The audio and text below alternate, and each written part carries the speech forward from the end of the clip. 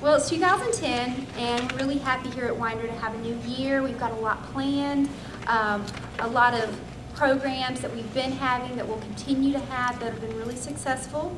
And I'm happy to report that for the November-December months of 2009 over November-December 2008, our computer count increased 20%, our patron count increased 19%, and our children's programming increased 50%.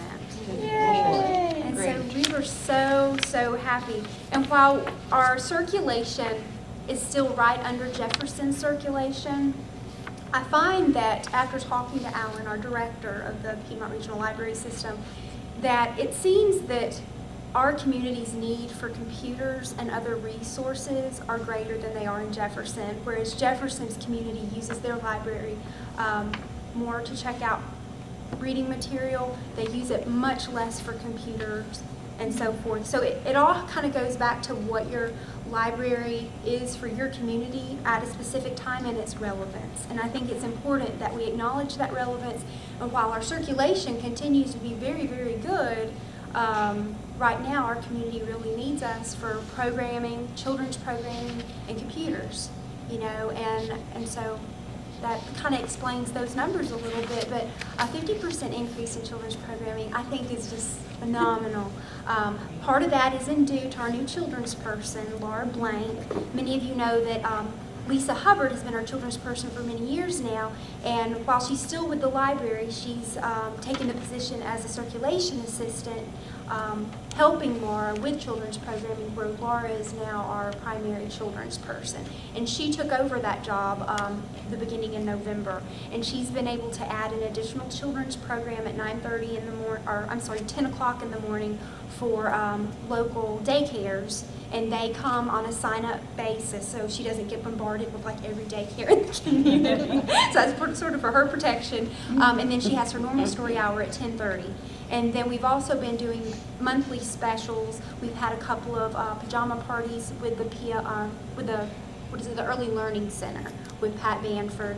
We did a Polar Express pajama party in December, and we had Mr. Ballman, who was retired from the railroad, come with his railroad attire on, and he punched the children's tickets. If you're not familiar with the Polar Express, in the story, the little boy gets on the train, and it's a Christmas story, and so Mr. Bauman punched their ticket so they could come on board the Polar Express, and they were given cookies and hot chocolate, and so we just had a really good time, had a great turnout, I believe it was about 60 parents and children. And then just 2 weeks ago, we had Ian Canales, who is a teacher, music teacher at Bethlehem Elementary School. He came and did a multicultural music program for us, and we had about 40 people attend that on a Saturday. And that was, you know, partially due to you guys, because if you'll remember, we got Mr. Canales through a Georgia Council for the Arts grassroots grant. And so you guys paid part of that, and then the other half is paid for by the Georgia Council for the Arts. So we were really excited, really pleased with the turnout. A lot of activity. The children were playing musical instruments and singing songs and dancing. So he gets everyone really involved, and so it was a lot of fun. And then what else? We continue to have Dixie, who has therapy dogs come, and she usually brings Betty, the Cocker Spaniel, and she comes once a month for reluctant readers to read to Betty, pet Betty, and it just kind of adds a different excitement in the library when you see an animal. So, if nothing else, it's just kind of fun. We also continue to have Miss Monica come twice a month to do free programs, computer programs for our patrons. She's been doing a lot of beginners classes. We still find that a lot of our patrons need help starting an email up, searching for jobs, writing resumes, and so forth, just becoming familiar with the internet. And we hope to continue that just as long as Monica will do it. In addition, we continue to have our teen programming, which I feel like is finally kind of taking off. We meet once a month for the Teen Book Club. This will be our 4th month meeting, and this is the second month, I believe now, that we've had a movie night. We're actually planning to have a movie night tonight. We're going to serve hot chocolate. We're having a hot chocolate bar of sorts. So they'll be able to make their hot chocolate, and then they can choose, you know, chocolate sauce or whipped cream or marshmallows and so forth. And so they have fun with that, you know.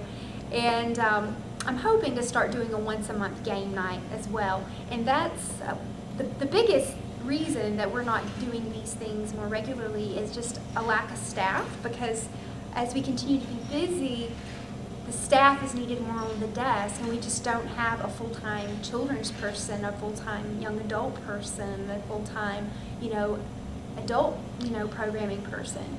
So we rely heavily on volunteers for that. And I was hoping she would be able to come today, but there's a girl, her name is Brandy, and she's very interested in helping out with the teen programming, and she's planning to come tonight.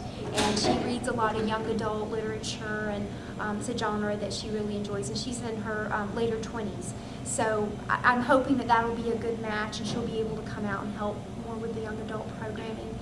I'm trying to think what else. We've got a big calendar planned already for the beginning of the year, and I'm just really excited to have the support, and we continue to have new friends come and visit, and you know, just trying to get people more and more involved. So I guess that's the main things. We're looking forward to Geek Week, which is going to be the week of February the 8th. If you remember, we had the Geek the Library program. It's been in full throttle since the end of fall, beginning of winter. It is sort of a new thing. We're kind of that second tier, I don't want to call, not like a sample market, but if you'll remember, the Geek the Library program is sponsored by the OCLC and the Bill and Melinda Gates Foundation. And there's lots of information if you go to geekthelibrary.org. If you go to our website, there's a little bit of information. There's a special survey on the geekthelibrary.org that's important for us to all take. They're hoping that this marketing plan will eventually go nationwide, but we're sort of a second-tier test market, so to speak, to see, you know, what works with the Geek the Library advocacy campaign, what could be better, what was great.